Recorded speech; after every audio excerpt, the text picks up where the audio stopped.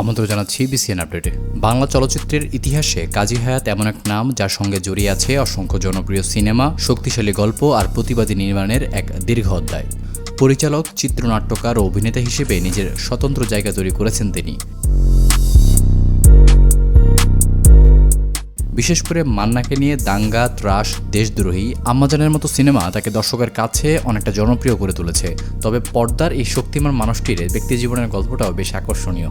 স্ত্রী রামিসা হায়াতের সঙ্গে তার সংসারে রয়েছে 2 সন্তান, চিত্রনায়ক কাজী মারুফ এবং মেয়ে কাজী আফরোজা মিম। বাবার পথ অনুসরণ করে ছেলে মারুফ চলচ্চিত্রে এসে ইতিহাস সিনেমার মাধ্যমে দর্শকদের নজর কেড়েছেন এবং প্রথম সিনেমাতেই জাতীয় চলচ্চিত্র পুরস্কার অর্জন করেছেন। কিন্তু মেয়ে মিম বেছে নিয়েছেন একেবারে ভিন্ন একটা পথ।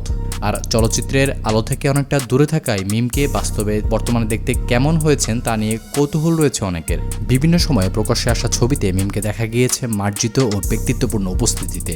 তার মধ্যে রয়েছে স্বাভাবিক সৌন্দর্য, আধুনিকতার ছাপ এবং আত্মবিশ্বাসী ব্যক্তিত্ব। অনেকের কাছে তার চেহারায় পরিবারের ছাপ স্পষ্ট চোখে পড়ে।